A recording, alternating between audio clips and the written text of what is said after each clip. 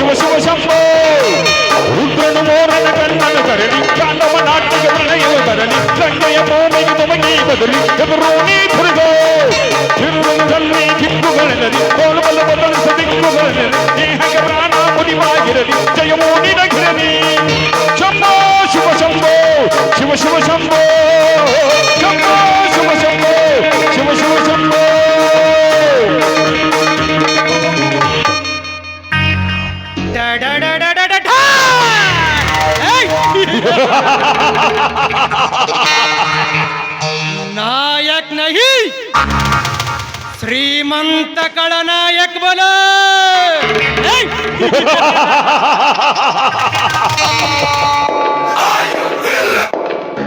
ನಾನು ಯಾರಂತ ಗೊತ್ತಾಗ್ಲಿಲ್ವಾ? ಕೆಂಪೇಗೌಡ. ಈ ನಾಟಕದಲ್ಲಿ ಬರುವ ಆ ಕೆಂಪೇಗೌಡನ ಅಣ್ಣನಾದ ವಿಕ್ರಾಂತ್ ಗೌಡ.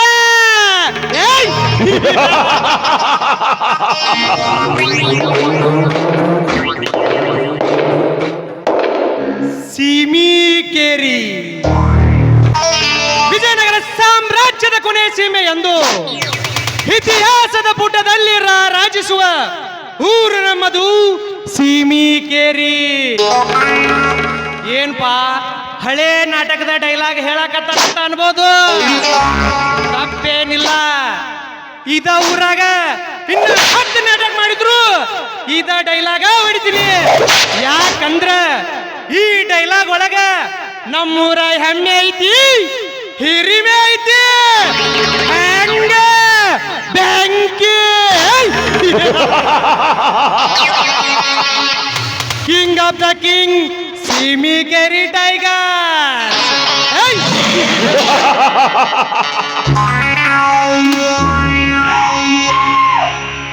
ಊರಾಗ ಒಬ್ಬ ಗೌಡ ಇರ್ಬೇಕ, ಊರ್ ತುಂಬಾ ಬಡ್ಡಿ ಸಾಲ ಇರ್ಬೇಕ, ಕೈ ಚಾಚಿ ರೊಕ್ಕ ಕೊಡ್ತಿರ್ಬೇಕ, ಕೈ ಎತ್ತಿದ್ರ ರುಂಡಾನ ತೆಗಿತಿರ್ಬೇಕ. ಅದು ಈ ಗೌಡ ಆಗಿರ್ಬೇಕ. ಆ ಗೌಡ ಈ ವಿಕ್ರಾಂತ್ ಗೌಡನೇ ಆಗಿರ್ಬೇಕ.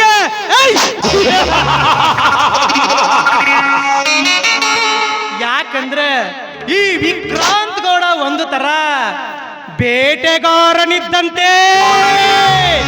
ಕಾಡಿನಲ್ಲಿರುವ ಹುಲಿ ಸಣ್ಣ ಸಣ್ಣ ಪ್ರಾಣಿಗಳನ್ನು ಬೇಟೆ ಆಡಿದ್ರ ಈ ನಾಡಿನಲ್ಲಿರುವ ಬೇಟೆಗಾರ ಚಂದುಳ್ಳ ಚೆಲುವಿಯರನ್ನ ಬೇಟೆ ಆಡ್ತಾನ. ಇದನ್ನ ಕೇಳೋ ಗಂಡು ಹುಟ್ಟಿಲ್ಲ, ಮುಂದೆ ಹುಟ್ಟೋದು ಇಲ್ಲ. ಅಪ್ಪಿ ತಪ್ಪಿ ಹುಟ್ಟಿದ್ದೇ ನಿಜವಾದರೆ ಕೋಲ್ ಮಂಚಿಲಡಿ ಸಿಡಿದೊಟ್ಟಿಕೊಂಡು ಸುಟ್ಟು ಹಾಕಿ ಕುಟ್ಟಿ ಕುಟ್ಟಿ ತಿನ್ನುವೆ ಅವನ ದೇಹದ ಅಂಗಾಂಗಗಳನ್ನು.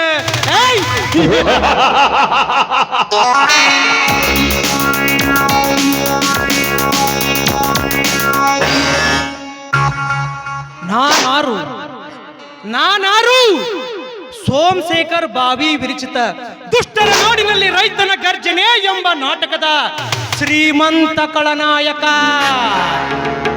ಆಸ್ತಿಗಾಗಿ ಸಿಕ್ಕವರನ್ನೇ ಕೊಲೆ ಮಾಡಿದ ಖತರ್ನಾಕ್ ಖಳನಾಯಕ. ಅತಿಥಿ ಮಕ್ಕಳ ಅಟ್ಟಹಾಸವನ್ನು ಸುಟ್ಟು ವಿಧಿಬರವನ್ನೇ ಬದಲಿಸಿ ಮರಣವನ್ನೇ ಮೆಟ್ಟಿ ನಿಂತ ಮಹಾವೀರ. ಅತಳ ವಿತಳ ಪಾತಾಳ ಮಹಾತಾಳ ರಸಾತಾಳವನ್ನು ಕಾಲಿನಲ್ಲಿ ತುಳಿದಿಟ್ಟ ಮಹಾಪರಾಕ್ರಮಶಾಲಿ. ತಲೆ ಎತ್ತಿದರೆ ಬೆಚ್ಚುವುದು ಬಾನು, ಕೈ ಎತ್ತಿದರೆ ಶರಣಾಗುವುದು ಸೃಷ್ಟಿ. ಚತುರ್ಮುಖನ ಸೃಷ್ಟಿಯೇ ನನ್ನ ಆಜ್ಞೆಯನ್ನು ಪಾಲಿಸುತ್ತಿರುವಾಗ ಒಂದು ನಾಯಿ ನನ್ನ ವಿರುದ್ಧವೇ ಬೊಗಳುತ್ತಿದೆ ಅಂದ ಮೇಲೆ ಅವನನ್ನು ತುಂಡು ತುಂಡಾಗಿ ಕತ್ತರಿಸಿ ಪಂಚಭೂತಗಳಿಗೆ ಅಭಿಷೇಕ ಮಾಡಲೇಬೇಕು. ಅಂದಾಗಲೇ ಈ ವಿಕ್ರಾಂತ್ ಗೌಡನ ಮನಸ್ಸಿಗೆ ಶಾಂತಿ.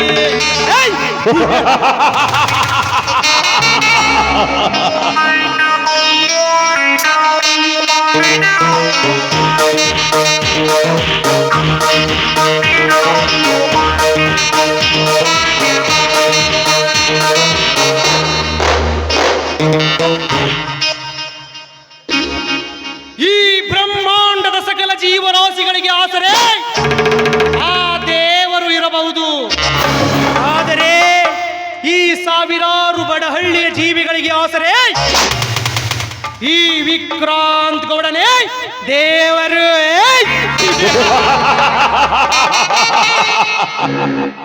ಬಡ ರೈತನ ಬಾಡಿನಲ್ಲಿ ಬೆಳೆದ ಭಯೋತ್ಪಾದಕನು ಈ ವಿಕ್ರಾಂತ್ ಗೌಡ.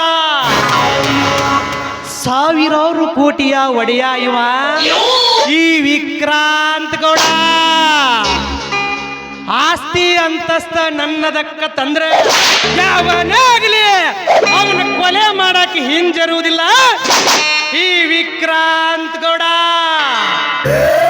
ಸ್ವಂತ ನನ್ನ ಅಕ್ಕನೇ ನನಗೆ ಆಸ್ತಿ ಕೊಡದ ಕಾರಣಕ್ಕಾಗಿ ಅವಳ ಕತ್ತು ಸೀಡಿ ಈಚೆಗೆ ಕೊಲೆ ಮಾಡಿದವನು ಈ ವಿಕ್ರಾಂತ್ ಗೌಡ.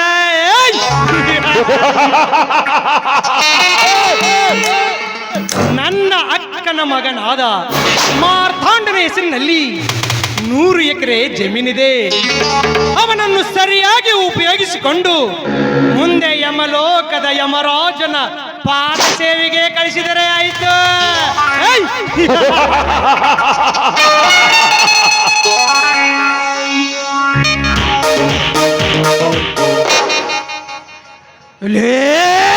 ಶಿವಶಂಕರ, ನಾನೇ ರೈತ ಸಂಘದ ಅಧ್ಯಕ್ಷನೆಂದು ನನ್ನ ವಿರುದ್ಧವೇ ನಿಂತು ಹೋರಾಡುವಿಯ ಮಗನೇ?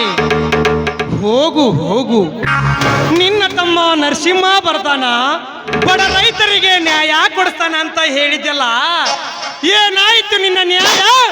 ಅನ್ಯಾಯ.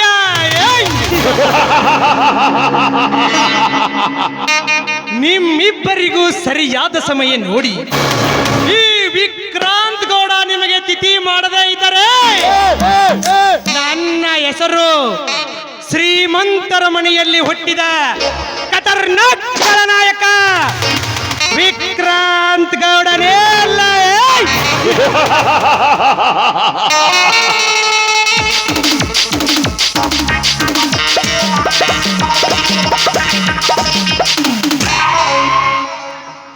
ಪಾರ್ವತಿ, ನಾ ಕಣ್ಣಿಟ್ಟ ಕನ್ಯಾಮಣಿ ಪಾರ್ವತಿ, ನನ್ನ ಕಡು ವೈರಿ ಶಿವಶಂಕರನ ಹೆಂಡತಿ ಪಾರ್ವತಿ.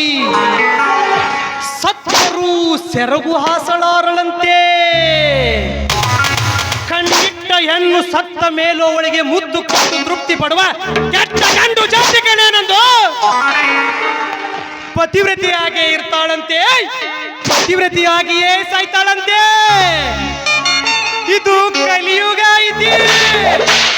ಕಟ್ಟಿಕೊಂಡ ಕಂಡನ ಕಣ್ಣಲ್ಲಿ ಮಣ್ಣೆತ್ತಿ ಇಟ್ಟುಕೊಂಡ ಮಿಂಡನಿಗೆ ಕದ್ದು ಸುಖ ನೀಡಿ ಬಂದು ಯಾರೂ ತಿಳಿಯದ ಮುಕ್ತ ಪತಿರಾಯನ ಎದುರು ತಲೆ ತುಂಬ ಸೋಗು ಹೊತ್ತು ಸೋಗು ಮಾಡುವ ನಿನ್ನಂತ ಸೋಗಲಾಡಿಯರೆ ತುಂಬಿರ್ತಾನೆ ಈ ಸಮಾಜದಲ್ಲಿಯೇ.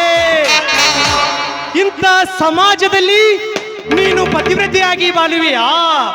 ನೋ ನೋ, ಅದು ಎಂದಿಗೂ ಆಗದಿರದ ಮಾತು. ನಿನಗಿನ್ನೂ ಈ ವಿಕ್ರಾಂತ್ ಗೌಡನ ಬಗ್ಗೆ ಗೊತ್ತಿಲ್ಲ. ಹದಿಯರೆ ಬಂದು ಹಾದರಕ್ಕೆ ಕೈ ಹಾಕುವ ಹಾದರಗಿತ್ತಿಯರನ್ನು ಅಂಗೈಯಲ್ಲಿ ಬುಗುರಿ ಅಂತ ಆಟ ಆಡಿಸಬಲ್ಲ ಈ ವಿಕ್ರಾಂತ್ ಗೌಡ. ಅಂತದರಲ್ಲಿ ನನ್ನನ್ನೇ ಎದುರು ಹಾಕಿಕೊಂಡು ಬಾಳುವೆಯಾ? ಅದು ಎಂದಿಗೂ ಆಗದಿರದ ಮಾತು. ಅದನ್ನೆಲ್ಲ ಕೈ ಬಿಟ್ಟು ಈ ವಿಕ್ರಾಂತ್ ಗೌಡನ ಕೈ ಹಿಡಿದು ಕಾಮದ ತೀರಿಸಿದರೆ ನಿನಗೆ ಕೈಲಾಸ, ಇಲ್ಲದಿದ್ದರೆ ಮುಗಿತು ನಿನ್ನ ವಾಸ.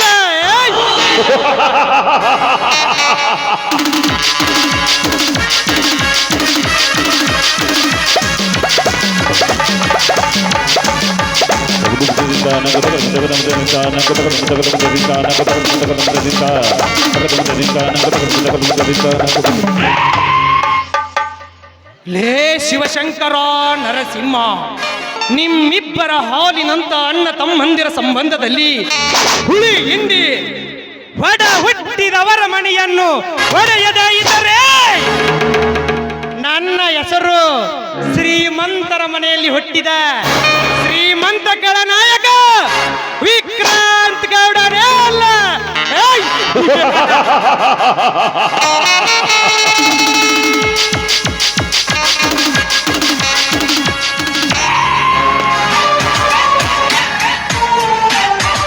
ಈ ವಿಕ್ರಾಂತ್ ಗೌಡನ್ ಕಂಡ್ರೆ ಹುರ್ಕೊಳ್ಳೋರು ಒಬ್ರ ಇಬ್ರ, ಕುಶಂಕ ಅಂದ್ರೆ ಬಗಲ್ ಮೇ ಹೈ. ಈ ಡೈಲಾಗ್ ಯಾಕೆ ಹೊಡೆದ್ನಪ್ಪ ಅಂದ್ರ ಈ ನಾಟಕದಲ್ಲಿ ಬರುವ ಪ್ರತಿಯೊಬ್ಬ ಪಾತ್ರಧಾರಿಗಳು ಈ ವಿಕ್ರಾಂತ್ ಗೌಡ ಎಂಬ ಹೆಸರಿನ ಮೇಲೆ ಹಾಯ್ಕೊಳ್ಳಾರ, ಹಾಯ್ಕೋಬಹುದು ಏನು.